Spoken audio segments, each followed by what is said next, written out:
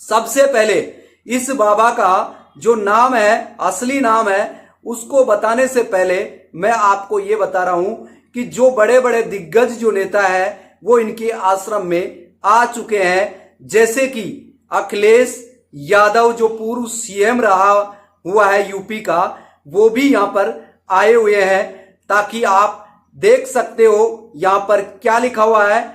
Screen पर लिखा हुआ है, नारायण साकार हरि की संपूर्ण ब्रह्मांड में सदा सदा के लिए जय जयकार हो, जय जयकार हो।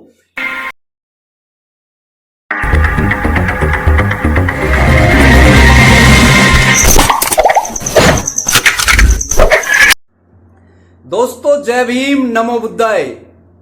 आज आप इस वीडियो में दिल दहलाने वाली हाथरस की जो घटना है, जो यूपी में घटित हुई है, उस घटना का सच आपके सामने बताया जाएगा।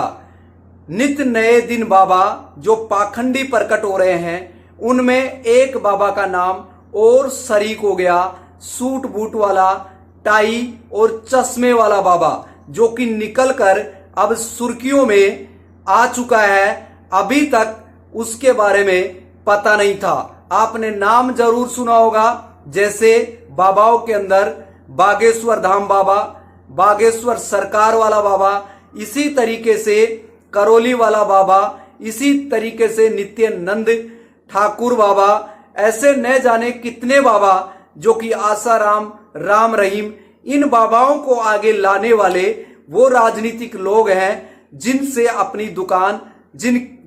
अपनी दुकान चलती है, राजनीति के अड्डे सजाए जाते हैं। तो इसी तरीके से एक बाबा निकल कर सामने आया है, जो मैंने आपको बताया, जो कि सूट बूट और टाई और चश्मे वाला बाबा। क्या आपने ऐसे बाबा की पहचान कभी आपने सुनी है? लेकिन मैं आज आपको इस वीडियो में आपको बताने वाला हूं कि ये बाबा कौन है और किस तरीके से ये बाबा बना और कैसे हाथरस में ये घटना घटित हुई, इसके बारे में आपको इस वीडियो में बता रहा हूं।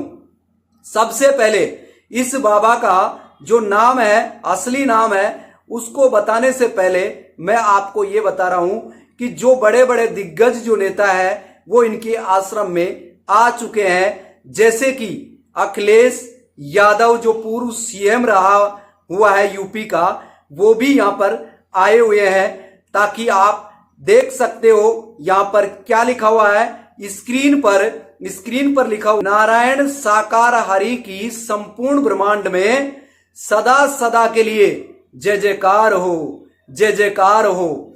इस तरीके के जो बाबा है, उनका प्रचार प्रसार करने वाले राजनीतिक लोग हैं। और इन बाबाओं के चक्कर में जो नॉर्मल बैकवर्ड जो लोग हैं, वो इनके चक्कर में आकर वोट बैंक बनते हैं। लेकिन आज मैं ये सच इसलिए बता रहा हूं क्योंकि सूट बूट वाला बाबा अगर कहा जाता है पूरे वर्ल्ड में, सिंबल ऑफ नॉलेज के नाम से जिसे जाना जाता है, वो है डॉक्टर बी.आर. अंबेडकर जी। और उसी के नाम को, उसी के विचारधारा को खत्म करने के लिए दो विचारधाराएं भारत में चल रही है। एक तो बाबा साहब की जो विचारधारा है, जो कि संत रविदास महाराज से जुड़ती है, पेरियार से जुड़ती है, और इसके ललाई सिंह यादव से जुड़ती है, बाबा साहब से जुड़ती है, गुलामगिरी जो लिखी राष्ट्रपिता ज्योतिबा फूले से जुड़ती है, साहू जी महाराज से जुड़ती है, काशीराम जी से जुड़ती है, और महात्मा बुद्ध की ये धरा जो विरासत है उनसे जुड़ती है, सम्राट अशोक से जुड़ती है। तो दोस्तों, उनकी विचारधारा को खत्म करने के लिए दूसरी जो विचारधारा है, पाखंडी विचारधारा है, जो कि हिंसा को जन्म देने वाली विचारधारा है, मनुवादी विचारधारा है, जो कि असमानता को जन्म देती है और समानता के अगर पोषक है, जो मैंने आपको बताया।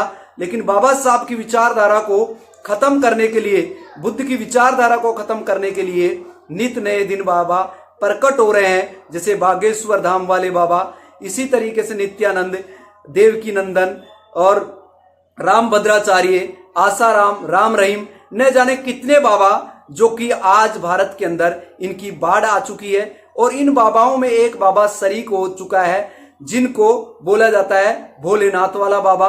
अब ये भोलेनाथ वाला जो बाबा है ये किस तरीके से पब्लिक के बीच में अपनी सुर्खियों में आया? सबसे पहले तो ये बाबा नहीं, ये केवल एक इंसान है, जो कि सभी जो बाबा बने हुए हैं वो सबसे पहले इंसान है। लेकिन ये जो बाबा सूट बूट पहनकर आपके सामने अपने आप का परिचय करवाता है और टाई लगाता है, चश्मा लगाता है, इस बाबा का जो असली नाम है, इसका नाम है सूरज पाल सिंह जाटव। इनका असली नाम जाटव समाज, जो बहुजन समाज, भारत के मूल निवासी जो समाज के अंदर आने वाले और भारतीय बहुजन समाज को बेवकूफ बनाने का, बाबा साहब की विचारधारा को खत्म करने का इन्होंने जो काम किया है यह बहुत ही निंदनीय है। और ये आईटी यानी आईबी के अंदर नौकरी करने वाले थे, इंटेलिजेंस ब्यूरो यानी गुप्तचर विभाग में ये नौकरी करने वाले थे। वहां से बाबा बनने तक की ये कहानी शुरू होती है और इन्होंने टैग लाइन रखा, क्या नारायण साकार हरि की संपूर्ण ब्रह्मांड में सदा सदा के लिए जय जयकार हो, और ये भोले बाबा के नाम से भी जाने जाते हैं। तो दोस्तों, इस तरीके की जो घटना को अंजाम देने वाले ये बाबा कहते हैं अपने प्रवचन में कि हमारे यहां पर मुझे एक पारस पत्थर मिला हुआ है, जब उस पारस पत्थर का पानी या कोई भी चीज का इस्तेमाल मैं करता हूं या मेरे शरीर के मैं लगाता हूं तो मेरे जो चरणामृत आप लेंगे तो इससे आपकी बीमारियां ठीक हो जाएंगी। और इसी तरीके से आश्रम के अंदर यहां पर जो पानी आपको पिलाया जाता है उससे आपकी बीमारियां ठीक हो जाएंगी, बड़ी से बड़ी बीमारियों का निदान हो जाएगा, समाधान हो जाएगा। और इसी तरीके से चलते चलते बाबा ग्राउंड पे अपना काम किया, ना कि टीवी चैनलों पर सुर्खियों में आया। इसीलिए आज इस बाबा के यानी 100 करोड़ का प्रॉपर्टी का यह मालिक है। और इसकी सबसे बड़ी बात बताऊं तो 24 से ज्यादा इनके आश्रम है, बहुत बड़ी श्रद्धालुओं की भीड़ है। और इस भीड़ में ये बाबा जब आते हैं तो यानी यहाँ पे सुरक्षा की अगर कमी रही है, मैनेजमेंट की कमी रही है, प्रशासन की कमी रही है, जब भी कोई ऐसा काम होता है, समागम होता है, तो उसमें प्रशासन भी उतना ही जिम्मेदार है जितना कि बाबा। क्योंकि बाबा के यहाँ पे श्रद्धालु आ रहे हैं और बाबा के दर्शन के लिए जब उमड़ पड़े तो दोस्तों उनमें से इतनी भगदड़ हुई कि उनमें 50-60 नहीं 100 लोगों से ज्यादा की मौत हो चुकी है, जिसके अंदर किसी का भाई खत्म हो गया है, किसी की बहन खत्म हो गई है, किसी की बेटी खत्म हो गई है। यानी कोई भी व्यक्ति मरने वाला है, वह उसका घर का चिराग है, वो हमेशा हमेशा के लिए बुझ गया है। लेकिन ये जो अंधभक्त जो लोग हैं, जिसकी अपनी बेटी खत्म हो गई, फिर भी वो कह रही है कि बाबा की कोई गलती नहीं है, केवल मात्र फिर भी बाबा को सही बता रही है, नहीं बाबा की इसमें कोई गलती नहीं है, क्योंकि बेटी खुद की खत्म हो गई, लेकिन इनका ब्रेन इस तरीके से वो कर दिया गया है ताकि ये बाबा को अभी भी भगवान माने हुए हैं। सरकार जो सबका साथ सबका विकास चाहने वाली, क्यों नहीं इन बाबाओं को अंदर कर रही? क्योंकि संविधान से ऊपर जब धर्म से दुकान चलेगी, व्यापार चलेगा, तो दोस्तों धर्म की चाशनी में लोग लिपटते चले जाएंगे और आगे आने वाले टाइम में वोट बैंक बनता है। इसीलिए अगर आज इस बाबा को, नारायण हरि जो साकार हरि है, इसको अगर गिरफ्तार कर लेते हैं तो फिर एक के बाद एक बाबा का नंबर आ जाएगा। चाहे फिर बागेश्वर बाबा हो, चाहे फिर धीरेन्द्र शास्त्री हो, धीरेन्द्र शास्त्री के अलावा देवकी नंदन हो, चाहे फिर कोई सा भी नंदन हो, सभी का नंबर आने वाला है। क्योंकि असंख्य जिनकी भीड़ हो, इतना बहुत बड़ा इनका वर्चस्व हो और पब्लिक इनको अपना भगवान मानती हो, तो दोस्तों एक के बाद में एक और पब्लिक डिमांड करना शुरू कर देगी, तो न्याय सबके लिए समान है। तो दोस्तों इस न्याय में ये रिपोर्टर है वो कितना समानता दिखा रही है, जैसे न्यूज एंकरिंग के नाम पर ये धब्बा है जो कि एक को सही एक को गलत दिखाती है। दोस्तों ये कह रही है कि ये एक व्यक्ति कह रहा है कि सूट बूट वाला बाबा, हमारी बच्ची बहन खत्म हो गई, हम उसका इलाज इस तरीके से वो करवा के आए हैं। लेकिन ये बागेश्वर बाबा ऐसा नहीं है सूट बूट वाला। तो दूसरा आकर उसमें बोलता है एंकरिंग करने वाली लेडी को कि ये बाबा सब चूतिया बनाते हैं, सब बेवकूफ बनाते हैं। तो उसमें बागेश्वर बाबा भी नहीं है, वो भी बेवकूफ बनाता है। तो इसने कहने का मतलब एक तरफ से एंकरिंग कर रही है, जैसे सूट बूट वाले बाबा को नीचा दिखा रही है, और बागेश्वर का नाम आते ही ये पल्ला झाड़ लेती है। इसलिए समाज में इतने खतरनाक इस तरीके के एंकरिंग करने वाले लोग हैं जो कि सही को सही और गलत को गलत नहीं कह सकते। इसका मतलब यही है कि डॉक्टर BR अम्बेडकर जी ने यह कहा था, जो शख्स सही को सही और गलत को गलत नहीं कह सकता वह मानसिक गुलाम है। तो इसी तरीके से ये प्रचार प्रसार करने वाले और एंकरिंग करने वाले लोग, ये इनकी चाटुकारिता करने वाले लोग इनके गुलाम है। और इसी तरीके से ये सूरजपाल जाटों के नाम से कैसे बना ये नारायण साकार हरि, जो कि ब्रह्मांड में सदा सदा के लिए जय जयकार हो।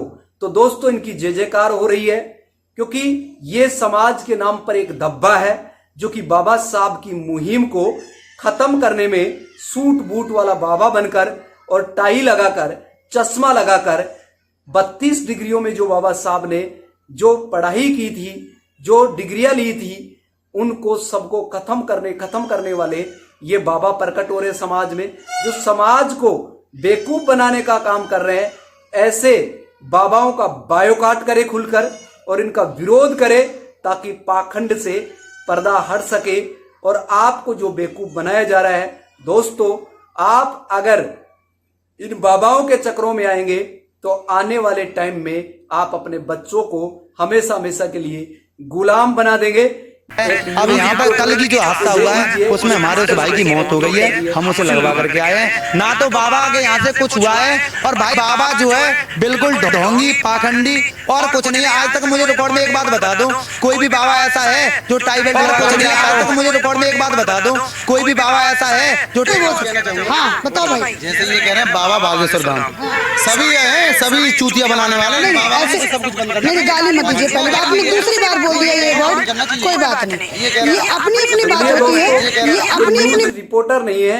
ये कहने का मतलब समाज में एक कलंक है जो कि सही को सही और गलत को गलत नहीं कह सकती। तो इसीलिए चाहे बाबा कोई भी हो, लेकिन इन सब का बाप एक ही है, जो संविधान निर्माता डॉक्टर BR अम्बेडकर।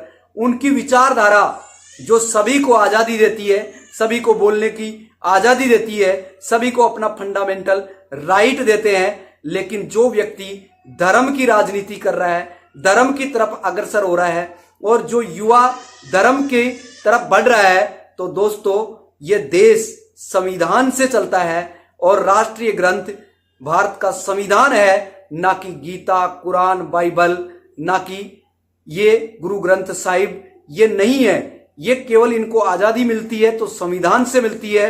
लेकिन अगर आप इनके चक्रों में आकर और आप धर्म को ऊपर मानकर और वोट कर रहे हैं तो दोस्तों आप मानसिक गुलाम है, क्योंकि आपको फंडामेंटल राइट जो मिला हुआ है संविधान से मिला हुआ है, कोई धर्म से नहीं मिला हुआ। और अगर आपको धर्म से अगर आपको आजादी मिली हुई है तो मुझे सर्टिफिकेट दिखाइए कि आपको बोलने की आजादी, आपको चलने की आजादी। हिंदू कोड बिल से बाबा साहब ने क्यों इस्तीफा दिया? क्योंकि जो बहन बेटियां जो घर तक चौके तक सीमित थी वो आज एरोप्लेन चला रही है, वो आज राष्ट्रपति है, वो प्रधानमंत्री तक बन चुकी है। दोस्तों ये संभव हुआ है धर्म की दुकान से नहीं, धर्म के व्यापार से नहीं, ये अंधभक्ति से नहीं, केवल मात्र बाबा साहब के कॉन्स्टिट्यूशन से ये संभव हुआ है। तो इसीलिए आपको बाबा साहब को नहीं, बाबा साहब की विचारधारा से जुड़ना चाहिए और कॉन्स्टिट्यूशन को पढ़कर अपने फंडामेंटल राइट को समझना चाहिए, ताकि इन बाबाओं की पोल खोल सके और अंधभक्ति से बाहर निकलकर अपने बच्चों को पढ़ाइए, ताकि समाज में जागृति लेके आएंगे तो आपके बच्चे सवाल खड़ा करेंगे। और जब सवाल खड़ा करेंगे तो ये बाबा दुम दबाकर भागते नजर आएंगे। तो इसीलिए लकी कोहिनूर चैनल को आपको सब्सक्राइब करने की जरूरत है। फिर मैं मिलूंगा लेटेस्ट न्यू वीडियो में न्यू इन्फॉर्मेशन के साथ। Thank you so much. Okay bye. जय भीम, नमो बुद्धाय। धन्यवाद।